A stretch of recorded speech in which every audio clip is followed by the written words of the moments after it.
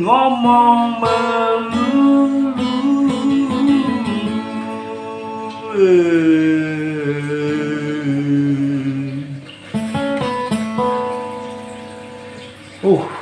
Jam berapa nih?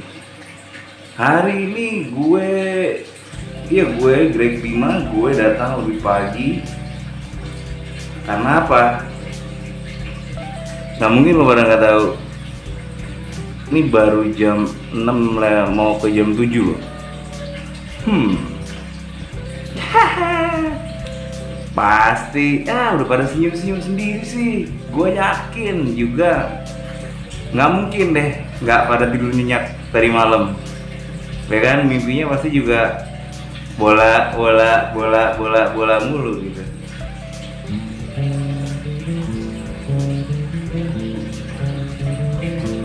Ayo kita pemanasan.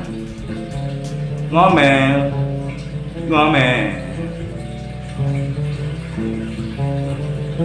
Oke, emang kerjanya ngomong melulu dan elu dengerin gue melulu. Debut manis Ralf Rangnick dan Fred tunjukkan kelasnya sebagai pemain tengah.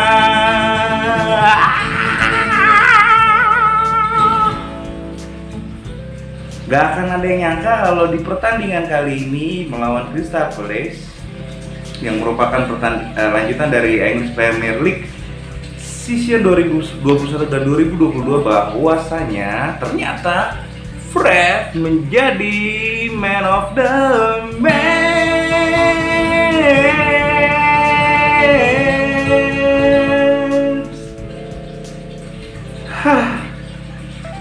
Ya itu udah kenyataan nih.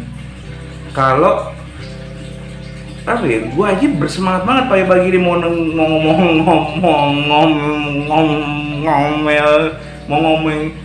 ngemengin melulu nih kalau Ralf Rangnick debutnya manis dan Fred menjadi key player untuk pertandingan melawan Crystal Palace.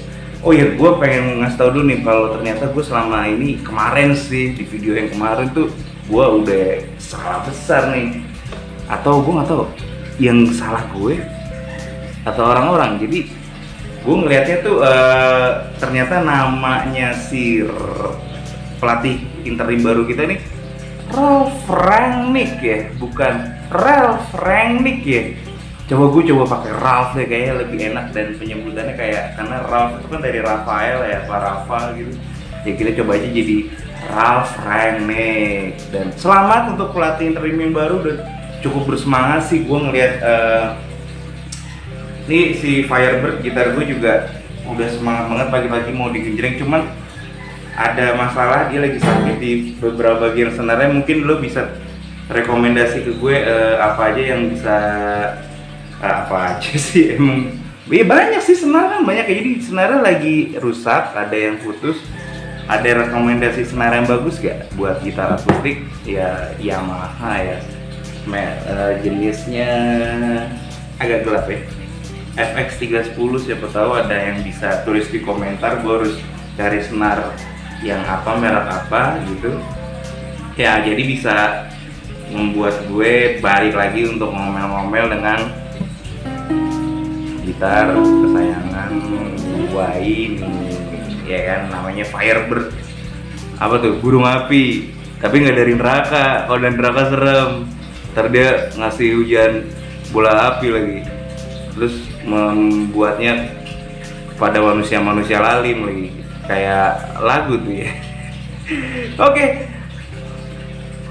kita ngomongin Manchester United versus Crystal Palace.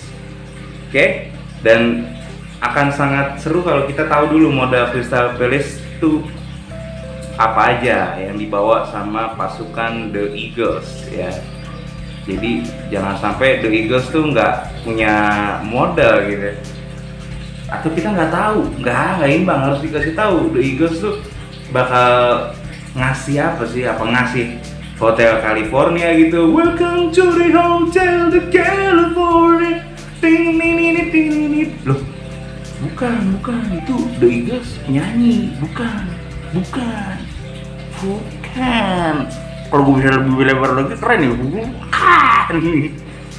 Ya, The Eagles tuh kali ini adalah sebutan untuk Crystal Palace.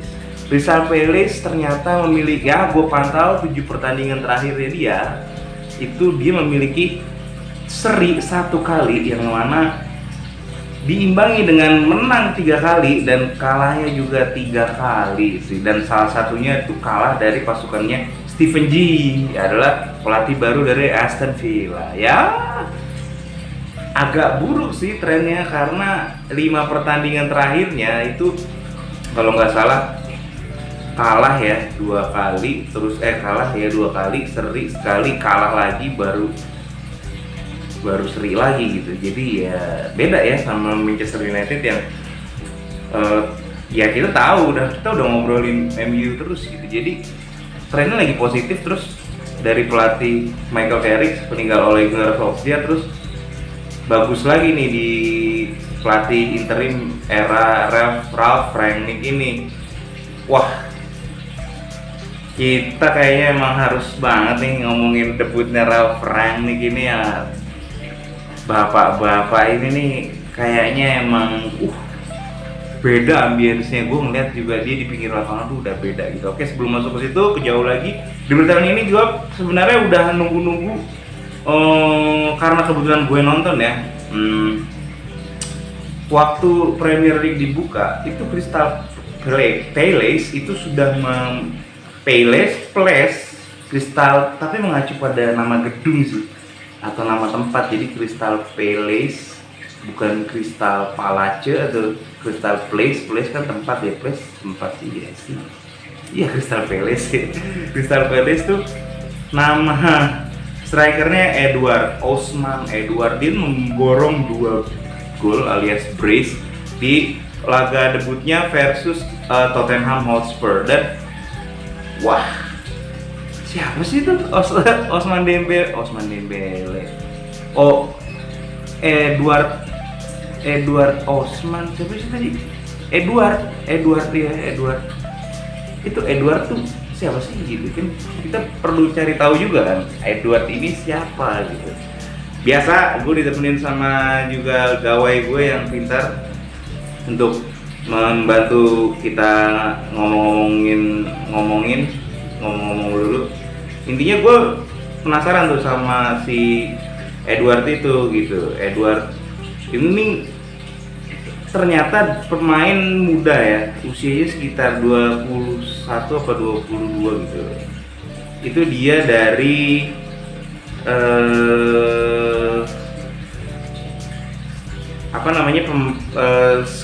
Liga Skotlandia tuh, Glasgow Celtic. Kita langsung aja nih coba. Osman Edward itu ya dari tadi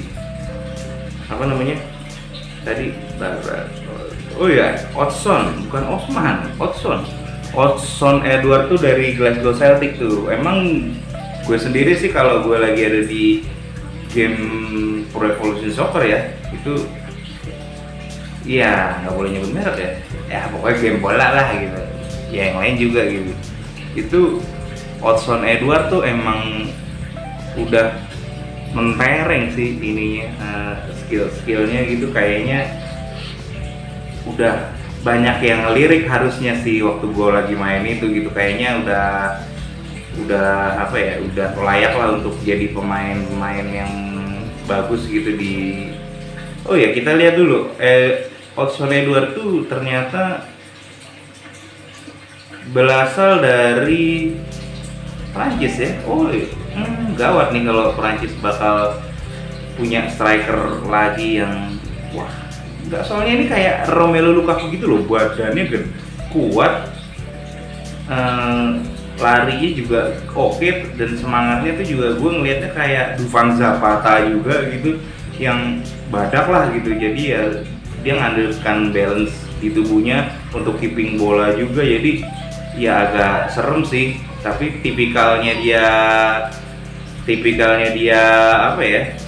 membuat gol atau di dalam kotak penalti itu lebih ke ini mencari lubang gitu. Bedanya kalau Romelu Lukaku kan emang bener-bener ini ya, ngandelin balance bodinya, tapi kalau si ini tuh nyari lubang gitu. Jadi ibaratnya kalau lu pernah tahu nih, di tanah tuh kan banyak lubang ya, ya kan? Nah, lubang-lubang semut lah atau lubang tikus lah gitu. Nah, dia bisa keluar tiba-tiba gitu untuk mendapatkan makanan gitu. Ya itulah Odsonne Edouard. Gue penasaran tuh, ini bakal mampu golin gawang De Gea kan nih? Gitu kan, soalnya kan kita tahu dia debutnya aja tuh brace gitu. Wah, udah amazed banget ya dengan orang-orang yang bisa ngebrace gitu ya kan. Nah, debut panas Ralf Rangnick kali ini bapak gegen pressing ya katanya, tapi anehnya bapak gegen pressing ini ya hari ini juga main dengan pressing yang cukup bikin geger sih sebenarnya. Manchester United, gue juga kaget sih bisa agak pegel ya. Oh mungkin karena ini nggak ada tumpuannya ya, kalau sebelah sini ada tumpuannya nih, ya kan? Iya bapak gegen pressing ini nih ternyata gantian pegel. Bapak gegen, ada properti ngeri tuh di pojok tuh, kecil tapi menggigil, bukan menggigil, dingin dong. Itu dari kawan gue. Jadi bapak gegen pressing ini ternyata tidak menggunakan formasi yang berbeda gitu. Dia masih menggunakan pola lamanya Ole Gunnar atau Carrick gitu, dimana masih 4 ya, biasa back, 2 pivot, defensive midfielder atau central midfielder, 3 di sini sama di sini gitu. Biasa sayap sama attacking midfielder, sama 1 striker sentral gitu. Nah, gue nggak langsung ngejat saya, ini mah mungkin gue ngeliatnya mungkin dia bikin kayak gitu biar pemainnya nggak pada puyeng dulu kali, karena awal-awal kalau dia, gue denger juga, gue lihat ya di fakta-fakta di berita gitu, kalau Bapak gegen pressing ini tuh lebih ke formasi 4-4-2 atau 4-2-2 atau 4-3-3 gitu. Ya itu yang selama ini sering dia pakai di RB Leipzig. Ya dia pernah ngelatih di sana sama di beberapa klub lah, katanya sih gitu. Dia nggak suka pakai 4-2-3-1 tuh, bukan era nyamannya dia bikin gegen pressing, tapi ternyata 4-2-3-1 sob. Kan kalau lu mau percaya, lu nonton sih. Jadi lu harus langganan TV sama ya apa yang harus lu perlukan lah buat nonton streaming sih. Ya streaming juga kalau dari handphone, ya kan? Ininya berlangganannya.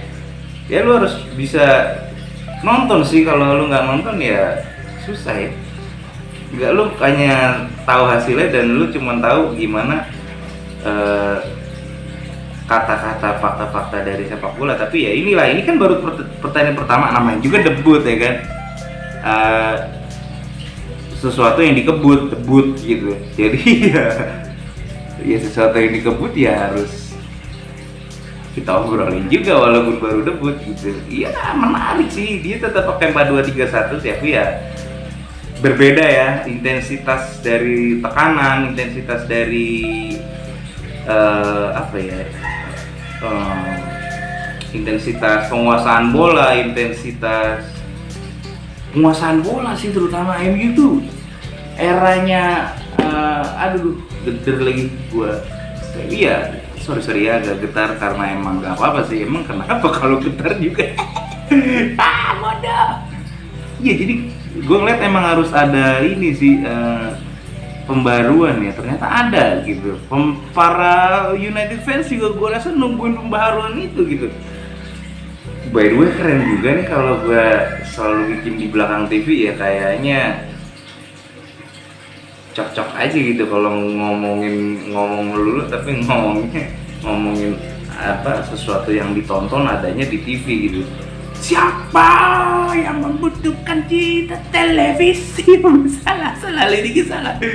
Iya, jadi di debutnya kali ini tuh gue ngeliat ada tekanan-tekanan yang berbeda dari Michael Carey. Michael Carey emang tekanannya bagus. Ini di atas Michael Carey kayak satu level lah. Misalnya Michael Carey 5, dia 6. Nah kalau tapi untuk penguasaan bola, wah ini yang gue tunggu sih sama United fans lainnya. High, bener-bener attack-nya tuh tinggi gitu. Garis pertahanannya United juga berani maju ke box-nya si Glasgow Celtic lagi, Osman Edward lah, Osman Edward bukan, Crystal Palace. Jadi ada Maguire yang menyerangnya juga udah lebih ya disiplin sih. Gue nggak tahu juga nih apa yang diterapkan, apa hal yang baru, dan ini kan baru cuman di jangka 2 hari ya. Jadi itu tadi formasi sama, mungkin biar pemainnya nggak langsung kaget, puyeng gitu. Jadi nanti gua rasa lama-lama bakal dirubah kalau nggak cocok ya. Tapi kalau cocok terus gitu, ya kayak kerja aja. Kalau lu misalnya ngelihatnya sesuatu itu cocok, terusin gitu. Kalau nggak cocok, ya jangan terusin. Cari yang baru lah. Improvisasi. Sepondok sekuere. Nah, harus kayak gitu. Jadi gua rasa ini masih awal, masih debut pertama banget ya, masih gatel juga. Iya, pokoknya intinya masih bisa lah berubah. Jadi kita nggak bisa tuh terlalu mengandalkan kabar-kabar itu, ya kabar ya, fakta. Tapi kebenarannya ya nanti belum terjadi ya. Fakta itu is fakta. Nah, gue seneng banget dan gue ngeliat ada banyak tekanan-tekanan baru gitu ya, untuk ada pemenangan winning ball sih ya, jadi tiap individu itu udah mulai bisa menangin daerahnya, untuk mendapatkan bola gitu. Terutama Scott dan Fred ya yang bermain juga sangat bagus gitu. Gue harus memuji itu juga, kayaknya Scott dan Fred nih udah mulai padu badannya tuh udah mulai kelihatan gitu, nutupin kekurangan satu sama lain gitu. Scott McTominay dan Fred ini gitu, jadi kelihatannya nggak tembus. Tapi gue belum ngelihat ini sih hari ini kekerasan sih, kayak belum ada ya kekerasan dari McTominay ya, justru banyak kita yang dikerasin gitu ya. Ya berarti kan nyerang gitu. Nah udah, kalau kita review dari pertandingan ini, menit pertama tuh gue ngeliat ada kesempatan yang dibuat sama Jadon Sancho yang cukup bergemuruh tuh ya di Old Trafford kali ini. Kayaknya Jadon Sancho udah mulai bisa gitu, udah mulai nyetel lah gitu, udah mulai tahu lah sisi lapangan United. Ya udah berapa lama ya di situ, kayaknya udah mulai tahu rumputnya tuh enaknya kalau diinjek begini gitu. Terus mungkin jangan-jangan kayak Patrice Evra gitu ya, yang udah sampai makan rumputnya di Old Trafford. Dia kayaknya makan rumputnya itu taruh di gelas gitu, terus diaduk-aduk gitu. Gini. Gol, Sergio Darby gitu ya. Ya jadi mungkin aja gitu sih. Sancho kayaknya udah mulai tahu bagaimana memanfaatkan lebar lapangan, sempitnya ruang. Belum mulai kelihatan gitu di pertandingan kali ini. Jadon Sancho tuh berhasil merangsek. Ya, itulah yang gue harapin dari yang gue pernah bilang nih, Born to be United sih gitu. Karena butuh nih main kayak gini, sayap-sayap yang kreatif dalam kreasi juga, membuat passing ngeri gitu. Gue suka banget ketika dia di Borussia Dortmund tuh passingnya ke Haaland tuh kayak, ya kalau Haaland ada di sini sih, di Manchester sih gue rasa udah tau lah mau ngapain mereka berdua ya. Who knows, katanya juga kabar gembiranya Rangnick tuh nengok ke Haaland gitu karena dia pernah memboyongnya ke RB Leipzig. Ya siapa yang tahu, cuma masa depan yang akan menjawab. Lucu sih. Lalu kita bisa ngeliat kalau ada, gue ngeliatnya ya, analisa dari gue tuh ada filosofi berbeda gitu. Mungkin kalau formasi masih sama tapi filosofinya berbeda, karena filosofi itu membuat perbedaan dalam segi apapun ya. Misalnya nih kayak filosofinya gue tuh A, ketika gue ketemu filosofi B akan merubah semuanya. Misalnya gue filosofinya kopi gitu, ya gue akan ngopi terus gitu. Tapi kalau gue filosofinya teh, ya gue akan ngeteh terus gitu. Ya iyalah. Kalau ada emot keringet, ya bayangin aja, nggak usah ditaruh, gue nggak ada soalnya, jadi lu bayangin ada emot keringet. Gue suruh ngebayangin men, disuruh ngebayangin. Ya nggak apa-apa lah, namanya gue ngomong melulu, bukan gambar melulu gitu. Ya gambar cuman buat manis-manis aja gitu kan. Karena kan kalau gambar tuh kalau kita lihat, kalau ada yang manis ya bisa, kalau nggak ada yang manis ya gambar itu juga nggak ada rasanya gitu. Ya terus kita lihat nih di filosofi, mungkin dalam pertama nih position ball sangat mungkin seperti kayak apa ya, bagus ya, ada apa gitu. Gue ngeliat filosofinya tuh berpikir, mungkin ya filosofi yang gue lihat dari Ralph Rangnick tuh berpikir lebih cepat. Jadi kita jangan berpikir lama, karena kalau kita memberikan waktu kepada lawan untuk berpikir, disitulah kita kalah. Mungkin gue ngeliat gitu, karena Manchester United itu jadi lebih taktik gitu, kayak megang bola tuh 2 detik, 3 detik harus dibuang, 3 detik, 2 detik harus dibuang. Itu di babak pertama sih. Emang nggak high gitu, duduk kayak mainnya Liverpool yang udah match banget ya gitu sama temen-temennya gitu, match ya. Aku seringan main aplikasi nih, match enggak lah lu ya. Jadi ada yang dilihat, gue lihat ada filosofinya di situ, berpikirnya lebih cepat gitu. Mungkin main Manchester United lah selama ini kelamaan berpikir gitu, tapi berpikirnya juga untuk lebih tepat. Jadi berpikir cepat dan berpikirnya lebih tepat. Mungkin Ralph Rangnick seperti itu. Gue ngeliatnya berbeda tuh di situ gitu. Kalau formasi sama tapi mainnya oke, kan berarti ada filosofi yang dirubah gitu. Rubah kan ini ya, binatang ya, ada yang diubah gitu. Jadi ya itu yang gue lihat yang diubah gitu. Filosofi berbeda dan berpikirnya juga mereka jadi lebih cepat dan lebih tepat gitu. Kayak ya dari kemenangan bola ya, kalau gue dilihat kalau main bola, kalau misalnya kok bisa sih dia baca si passingnya ini, kok bisa sih dia menangin bola lah, namanya di body kayak apa. Berarti kan berpikirnya tepat gitu. Sepersekian detik dia mikir, gue akan lebih cepat, gue akan lebih kuat nih dari dia. Kok tahu gue ya mungkin tackle-nya akan lebih bersih lagi atau dan lain sebagainya. Berarti berpikir cepat dan berpikirnya lebih tepat gitu. Babak pertama position ball jempol, position ball jempol, position ball jempol, position ball position ballnya lebih bagus gitu. Dan menekan juga lebih, para pemainnya itu kayak lebih berenergi lagi gitu ya. Tadi gue bilang satu tingkat di atas Michael Carrick.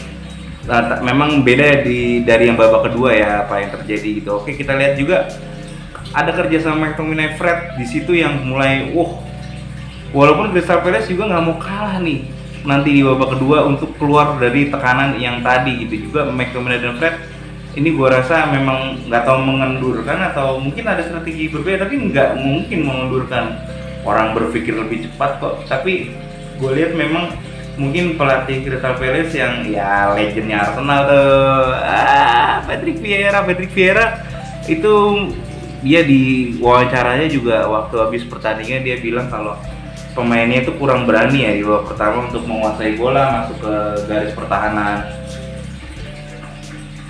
Yuk, siapa? Iya, jadi lebih cepat, lebih kurang berani lah masuk ke garis pertahanan. Dia juga bilang itu gitu, tapi dia tetap puas dengan kinerja dari J. Ayew dan kawan-kawan di pertandingan ini. Cuma memang karena sebenarnya mereka bertahan dengan baik. Kalau gue lihat emang ya kesempatan di United juga belum banyak amat sih. Tapi ada beberapa kesempatan. Ya babak pertama aja praktis gue ngeliat kesempatan di United itu masih biasa aja gitu, belum. Tapi penguasaan bola, tekanan ketika mereka kehilangan dimenangin lagi, wah bagus sih gitu. Ya itu, tapi ya babak kedua kita lebih bagus ngomongin babak kedua sih. Pertandingan di babak pertama tuh meski tampil dengan beda level, tapi United tuh masih position ball-nya belum menggigit tuh ya bagus banget, tapi belum sampai membuat gol gitu. Jadi enaknya tuh masih belum bisa diomongin banget-bangetan gitu. Kalau gue ngeliat sih gitu ya. Terus Kecuali mungkin Sancho ya, di menit awal tadi itu yang mainnya tuh udah mulai bagus banget gitu, dia bisa mengkreasi dribble-dribblenya di dalam kotak penalti gitu kan. Terus juga ya kita ngelihat harus di babak kedua sih, pokoknya babak kedua tuh lebih lebih jelas gitu visi misinya United. Gua ngomong komentari juga untuk Diego Dalot tuh gue lihat udah mulai ya winning ball-nya udah oke banget. Padahal kan biasanya kan problem dia adalah dia bisa nyerang, dia bisa passing melengking, tapi dia nggak kurang untuk bertahan. Dan Dalot hari ini tadi malam bukan hari ini sih bener. Dalot enggak pertanyaannya kemarin hari ini Dalot tuh bertahan dengan cukup tenang ya, tenang banget bener. Ada satu momentum di ketika ada bola datang dari hasil buangan Crystal Palace tuh, dan dia harus entah dia berduel, mungkin tadi gue bilang wah nih kalau dia lompat menang nggak ya, soalnya di garis pertahanan terakhir dia dan ada Lindelof, kalau nggak salah Lindelof tuh udah jauh gitu posisinya, dia di sini Lindelof di sini, dia berdua nih. Kalau pemainnya dapat bawa bola larinya kencang, Edward gitu ya harus sprint sama Lindelof, dan gue nggak tahu siapa yang menang ya kan, tapi bisa jadi Edward menang gitu karena dia punya naluri dan haus banget gol. Dan Dalot enggak loh, dia nggak lompat, ternyata dia jeli gitu, dia nungguin sampai bola jatuh lagi ada di kaki dia, dan dia mulai passing lagi ke yang lain, dan penguasaan bola lagi bagus sih itu menurut gue Dalot ya. Seneng banget lihat Dalot di sisi kanan, MU tuh jadi lebih nyerang gitu. Dalot tuh kayak punya, dia ngelihat misalnya nih position ball dari kiri Telles terus langsung ke kanan, atau mau counter attack Dalot pegang bola tiba-tiba dari De Gea atau dari Bruno atau dari siapa habis ngebuangnya kan bagus tuh. Mereka hari ini bagus sih ngebuangnya, lebih jelas, nggak langsung ke depan aja dia ngeliat yang kosong ada Dalot lihat kosong tuh depannya, wah bakal ada Sancho nanti tapi karena Sancho belum datang atau terlalu ke depan, Dalot ngebawa lari langsung sprint, visinya adalah menembus jantung pertahanan melewat sisi kanan. Dalot selalu itu. Kalau Wan Bissaka, Aaron belum tentu tipenya begitu gitu. Terus juga Dalot tuh kayaknya dilatih pelatih baru nih yang kurang finishing ya. Gue rasa nanti akan digembleng nih. Dalot sini lu punya kesempatan yang udah ngekip bola dan nipu, membuat gerak tipu di kanan lalu ke kiri, udah ke tengah. Itu nge-shootnya kenapa mumbul tuh umbul gitu, mumbul tuh kayak umbul nih kena angin terbang gitu, mumbul bolanya kok mumbul ya, kenapa tuh? Dia pasti nanti dipanggil tuh, udah harus finishing dengan kaki kiri itu gimana, dia kasih road kanan atau kiri ya pokoknya gitulah. Seneng banget lihat Dalot, dan otaknya selalu ada overlap gitu kalau ada yang kosong Dalot. Nah ini tunggu nih, kalau udah ngomongin Dalot, udah ngomongin Telles juga, ini ada Telles udah diomongin, tapi kayaknya gue demen ngomongin Dalot nih di pertandingan ini. Telles belum gue pengen ngomongin banget, ya kalau ada yang mau ngomongin banget Telles ya kesini aja gitu, lu ngomong lu di sini juga nggak apa-apa gitu, ntar lu hubungin gue bebas-bebas aja. Nah itu yang ditunggu adalah memberi menit bermain kepada nih salah satu pemain mudanya yang menurut gue berbakat, karena waktu di pertandingan United di era sebelum pertandingan sebelum masuknya Premier League tuh apa sih yang tur ke China kemana itu, namanya Anthony Elanga. Ini gue inget Welbeck atau Martial ketika masih nggak mager.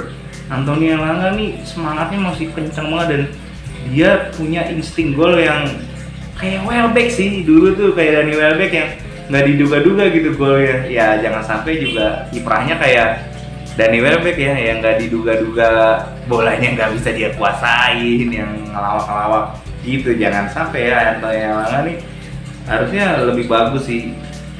Ya gua ngelihat seneng sih, wah kasih suruh main lagi Anthony Elanga. Gue emang udah pengen banget dari waktu ngeliat itu. Terus Ole juga membuat dia di 2 pertandingan terakhir Premier League kayaknya karena udah merasa aman, Ole memasukkan dia dan dia mencetak gol dari umpan yang dilesakan oleh Alex Telles.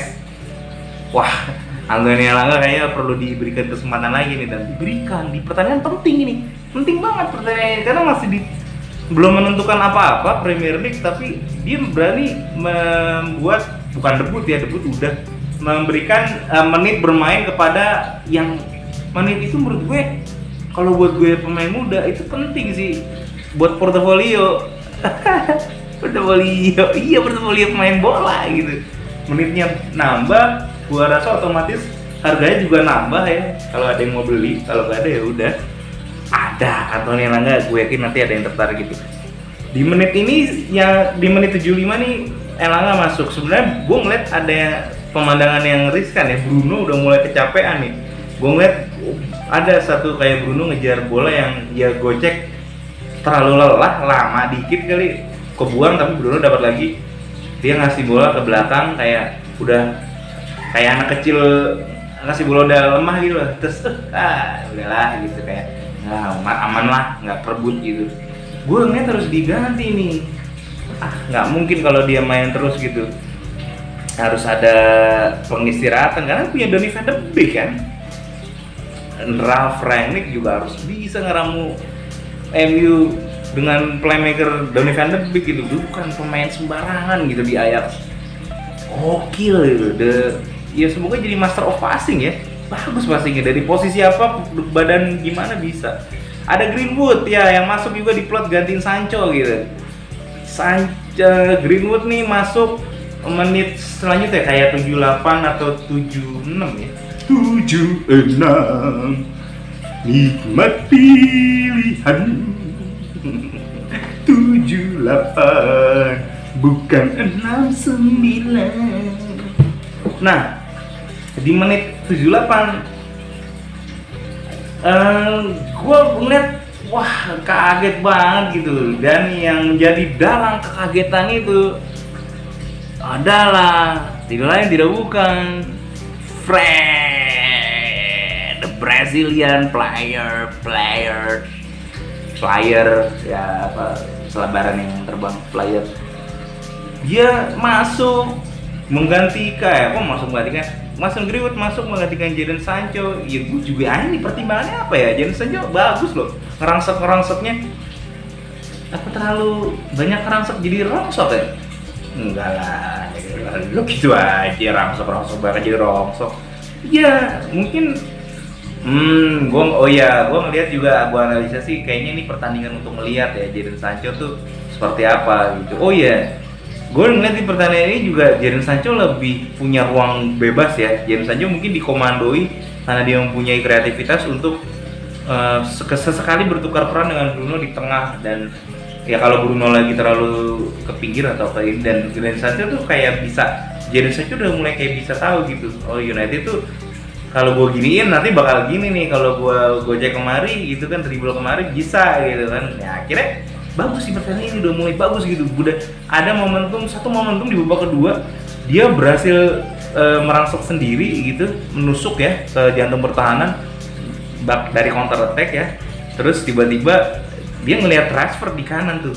Itu kalau Bruno yang nendang gol gua rasa, karena dia nggak perlu ancang-ancang. Transfer nendang, ya ada orang sih di depannya, makanya dia memilih untuk sedikit dribble lagi, baru mau nge-shoot mungkin, tapi ternyata ada lagi dan buang udah. Padahal Jadon Sancho udah ngeri banget tuh di kotak penalti, udah angker gitu. Angker tuh kayak bikin merinding gitu kayak tadi gua. Aduh badan gua kok nggak enak kayak ada. Wah, angker sama menggigil beda tuh. Ya, ini tuh terjadi di babak kedua dan aduh sayang nggak gol gitu. Kalau Bruno Fernandes gol sih itu, gue yakin kalau Bruno gol, atau Cristiano Ronaldo gitu yang punya finishing touch tuh 99 gitu. Ya di menit ke 85 Van de Beek di menit ke 78 gol dan gue berharap nggak akan ada kebobolan karena United sering banget hilang fokus di Guy Brenner.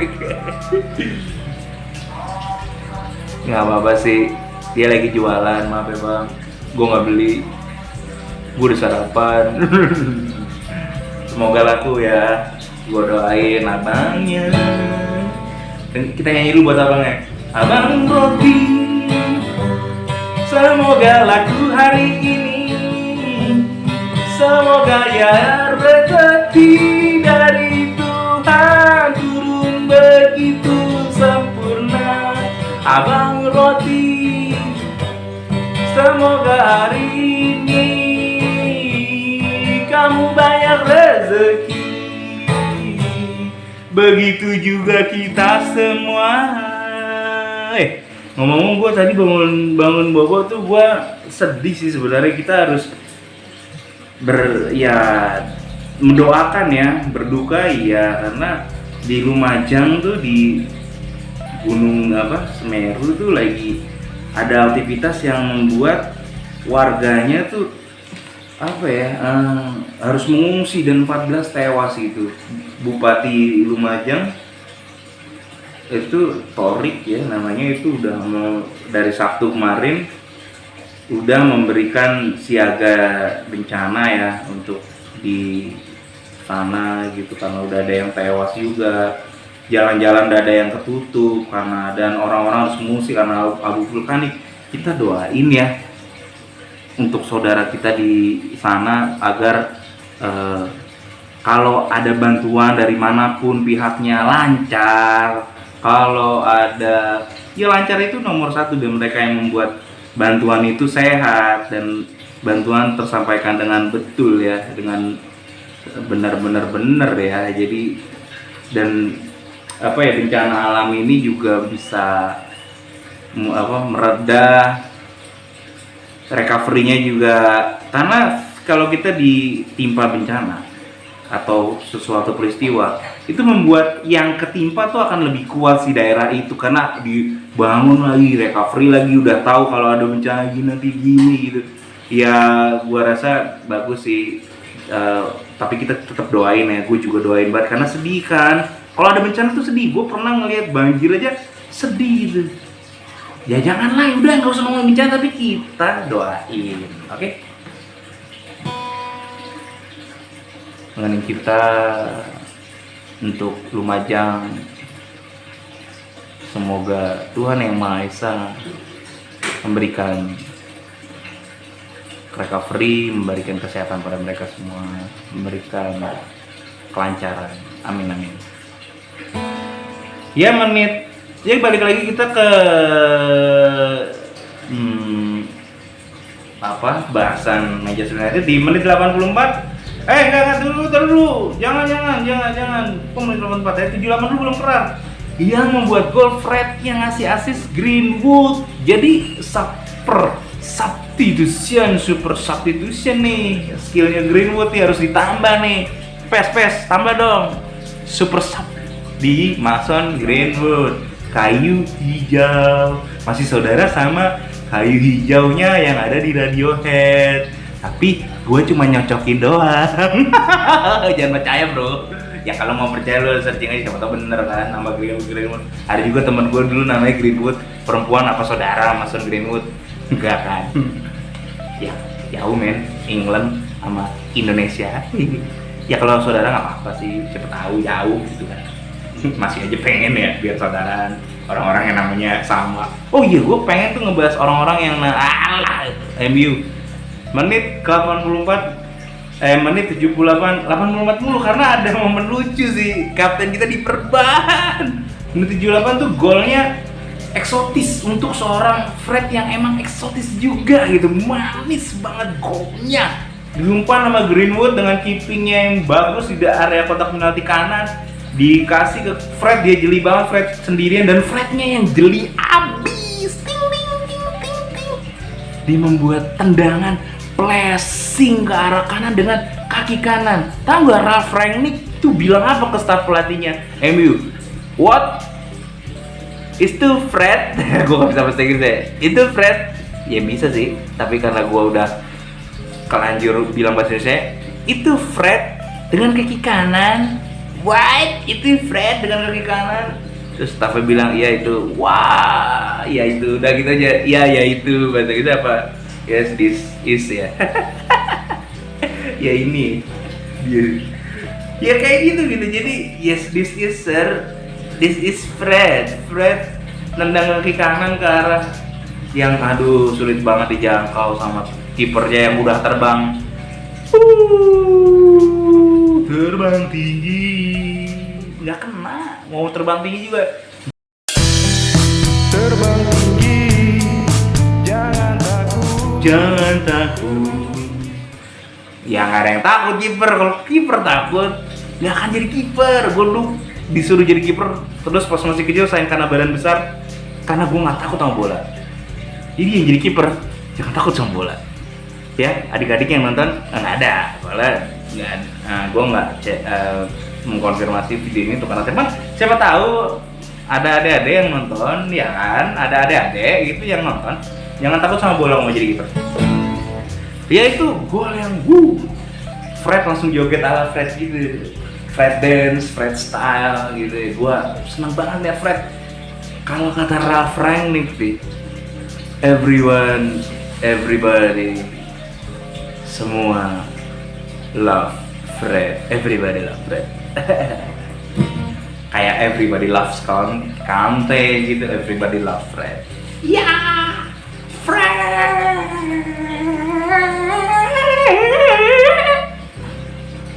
Menit 84 after Fred ngegolin, Maguire diapresiasi juga sama Ralph karena berhasil defensifnya bagus banget sama Lindelof. Kepalanya diperban karena benturan dengan pemain Crystal Palace. Aduh, depan gawang De Gea mau harus gol nih Crystal Palace dead.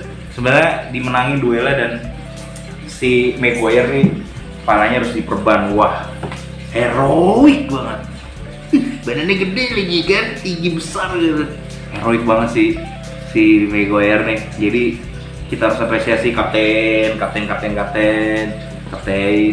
Semoga kapten makin bagus ya permainannya. Terus menit 85, Van de Beek masuk. Wah, ada ramuan apa nih? Gue nunggu nih. Van de Beek masuk. Kalau Elanga bagus ya, menit 75 masuknya, jadi kayak masih 15 menit lagi. Kalau Van de Beek 85 masih sama aja dikasih kesempatannya.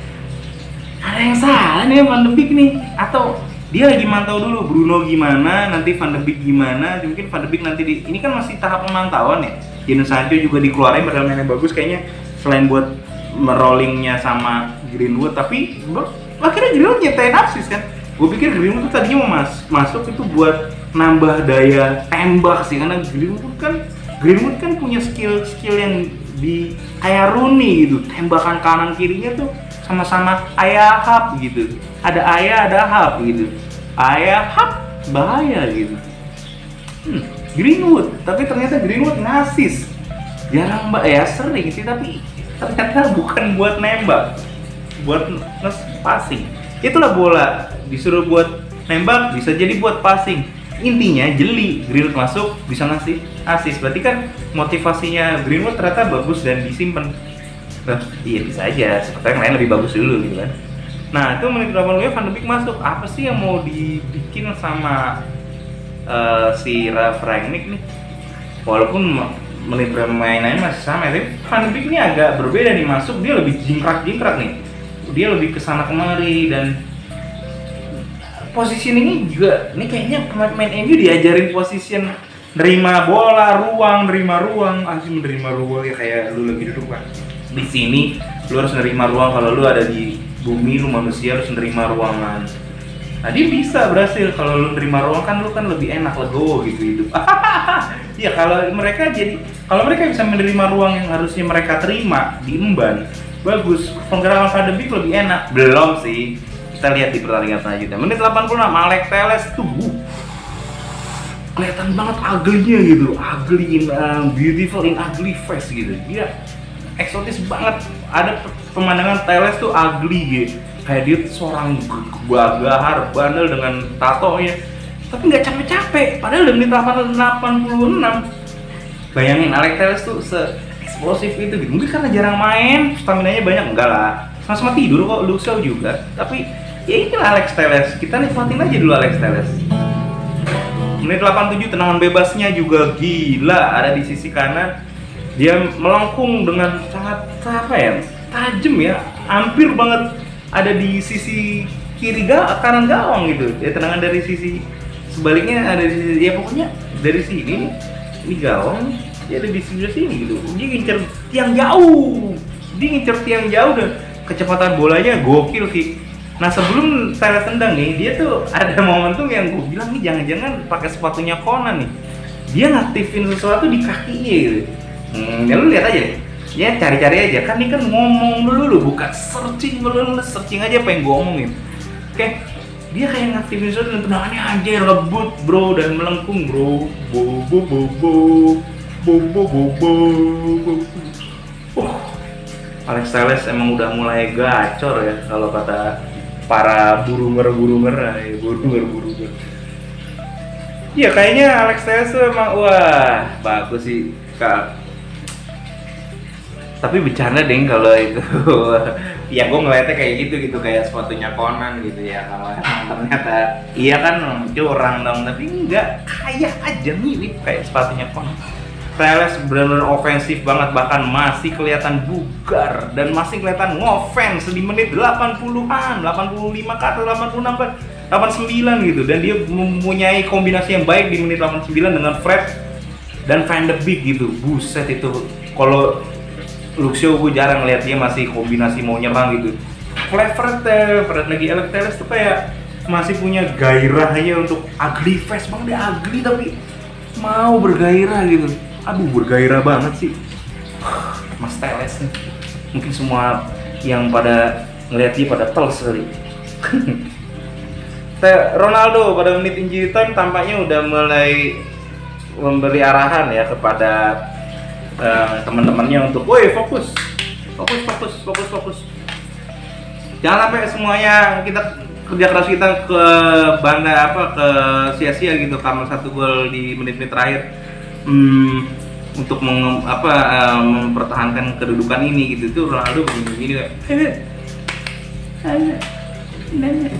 di lapangan ya, gue lihat antara Michael Carrick, Ole Gunnar Solskjaer sama Ralf Rangnick nih ketika dia nengok sedikit ke pemain nih misalnya, dia cuma gitu doang, tuh pemainnya langsung kayak ya ada efeknya gitu di lapangan. Dia cuma gitu doang. Kalau Solskjaer kok kayak woi tapi ya nggak sering sih. Nah kalau kayak Michael Carrick kan agak cemberut yang serius. Kalau dia tuh kayak apaan tuh kayak gitu doang udah berubah gitu. Dia ambience-nya tuh lebih pemimpin sih, semoga ya, karena butuh Manchester United itu pelatih-pelatih yang lebih memimpin gitu. Wah, ada roti pagi-pagi, terima kasih istri, terima kasih selalu membuat roti.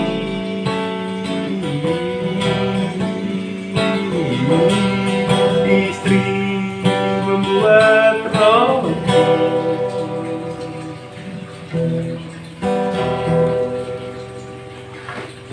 Roti tawar, fondasi untuk hari-hari. Cukup Bim, cukup emang. Pasti pertanyaan lu itu kan, cukup emang. Kezi. Ya balik lagi sebelum gue akhirnya selesai dan makan roti gue. Beda ambiasnya memang di pinggir lapangan. Semoga Ralf lebih ngeri banget. Gue gak akan kayak gini lagi karena gue bisa pindah ke sini sekarang. Kalau Ralf nih kelihatannya emang dia kalau nengok dikit tuh udah orang ngeri. Gue rasa ada efek yang bagus nih untuk ketakutan di sisi pemain gitu. Oke, kalau untuk berbicara kesimpulannya, gue ngelihat susah disimpulkan karena debutnya ini baru, dan tapi kita harus nanggepin debutnya Ralf Rangnick nih, namanya juga debut ya kan, sistem kebut apa yang ini gitu kan, yang dikebut, ada yang dikebut gitu, debut namanya juga. Intinya Ralf Rangnick nih mempunyai karisma yang berbeda dari Ole dan ini Michael Carrick yang semoga ini membawa hasil yang positif ya. Gue kalau ada lihat ya itu, dan kita belum lihat gegenpressing yang kayak yang dimainin ame rival, yang dimainin ame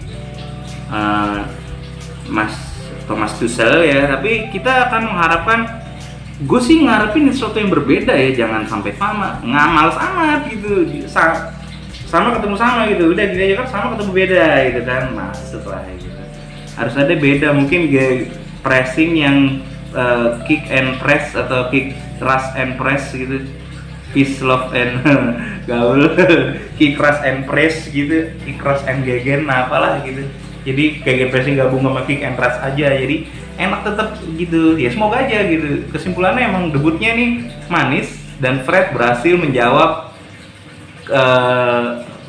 para fans United yang udah sering ngecilin dia, kalau apalagi ada yang pernah bilang temen gue kalau itu gelandang mediocre gitu dan jadi penentu. Ya emang lawannya Crystal Palace sih, tapi kan tren positif itu nggak dibangun sehari dua hari ya kan. Lu aja kalau lagi kerja nggak enak kecilin sama teman kerja lo atau partner kerja, ya kita harus apresiasi lah. Fred tuh mainnya bagus gitu.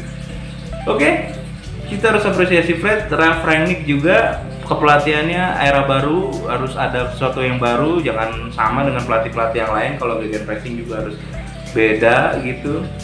Ya intinya itu, dan debut manis dari Ralf Rangnick ini juga membuat kita semua senang ya. Oh iya, gua harus mencantumkan bahwa Ralf Rangnick tuh ini adanya di akhir sih, nggak apa-apa. Gua akan kasih tahu rahasia Ralf Rangnick. Yang ngasih tahu Ralf Rangnicknya sendiri. Terlalu percaya, tau gak sih, namanya rahasia harusnya nggak dikasih tahu ya sama Ralfnya. Dibilang ketika ditanya sama wartawan BBC kalau salah di wawancaranya, apa sih yang kamu rasa ini menjadi kunci di permainan ini yang menang 1-0 berikut juga dengan clean sheet-nya? Ya dia bilang kalau kita bermain dengan intensitas tekanan tinggi, bermain dengan posisi bola yang baik, good defending kata dia. Ini katanya Maguire dan Lindelof juga udah bagus, harusnya bisa lebih bagus lagi ya gitu, karena ini belum sampai standarnya Vidic sama Ferdinand kalau gue lihat sih. Masih Lindelof, Harry Maguire ya harusnya sih punya identitas sendiri, tapi dijawab sama clean sheet sih. Ini clean sheet loh ya, besok harus clean sheet, besok lagi harus clean sheet lagi, besok lagi harus clean sheet terus ya kan, karena menjaga clean sheet ternyata bagi Ralf Rangnick itu ternyata bagus ya. Terus yang kedua dia bilang juga kalau dia mempunyai strategi yang dimana dia memakai dua striker sebenarnya, ada Marcus Rashford dan Cristiano Ronaldo, dia beberin gitu. Dan sebenarnya bukan 4-2-3-1 tapi 4-4-2 dengan dua pivot, dua attacking midfielder ternyata, dan dua striker. Karena dia bilang sebenarnya Marcus Rashford dan Ronaldo di backup oleh dua pemain nomor 10 yang mana itu adalah Bruno Fernandes dan Jadon Sancho. Mungkin ketika 4-2-3-1 gitu kan, 4-2-3-1 itu mungkin dia bisa berubah kalau Rashfordnya ke depan dampingi Ronaldo dan si Bruno main itu ke ini jadi 2-2 gini, jadi 4-2-2-2 gitu, 4-2-2-2, 4-2 duanya agak lebaran, 2 lagi gitu, 4-2-2-2. Itu sih dia bocorin gitu ke media. Gua sih sedikit nggak percaya ya, mungkin karena kata dia kan itu different formation gitu. Jadi mungkin kalau semacam kalau lagi mau nyerang gayanya gitu, kalau lagi dalam penerapannya dia di dalam bertahan mungkin 4-2-3-1, atau di atas kertasnya ditulis kalau 4-2-3-1 ya dikasih ke panitia kali ya. Anjir, kasih ke panitia. Iya kan ada pasti kata-kata kayak gitu. Oke, kesimpulannya seperti itu. Ralf bagus sih debutnya. Tapi ini baru debut, belum kita nyaksiin 7 pertandingan ke depan. Debutnya manis dan gua rasa dia punya ambience baru, berbeda dengan Michael Carrick dan Ole Gunnar, dan dia berhasil menerapkan sepak bola yang lebih menekan, intensitasnya tinggi. Sebenarnya gua udah ngeliat MU neken banget tuh waktu lawan PSG pernah, waktu lawan siapa ya, Liverpool juga yang kita berbagi angka gitu di tahun kemarin. Tapi ini menekannya nggak kocar kacir. Kalau biasa kan kayak anak ayam kehilangan induk ya, wah kesana kemari nekennya nggak, ini lari gitu. Ini nggak, nekennya lebih terstruktur dan pas gitu ya. Congrats, selamat buat Ralf Rangnick, dan kita tetap akan dukung Ralf Rangnick. Kita akan tetap menganggap Ole dan Michael Carrick adalah sesuatu yang berharga di tim. Ole Gunnar Solskjaer legenda dengan golnya, dengan kepelatihan, dengan semuanya. Tapi Ralf Rangnick yang ada di depan mata kita, kita harus doakan, kita harus dukung, kita harus tonton, kita harus beli siaran TV-nya juga ya. Kalau belum punya ya mau nggak mau cari yang lain deh. Tapi ya semoga semuanya punya rezeki untuk itu. Akhir kata gue bilang nggak ada sih, karena masih debut ya, jadi nggak ada yang mau gue bilang. Gue cuma menanggapi aja, responsif debut. Thank you udah nonton pertandingannya. Thank you yang Manchester United, thank you ya. Semoga sehat semua para Bechers mania yang gue tunggu selalu. Kalau gue lagi kayak gini nih, gue kayak selalu menunggu kalian gitu, walaupun kalian nggak ada. Ada apa nggak ada ya kita nggak tahu kan, kita lagi ngomong dan lu dengerin, gue nggak tahu, tapi gue ngerasa lu pada ada gitu.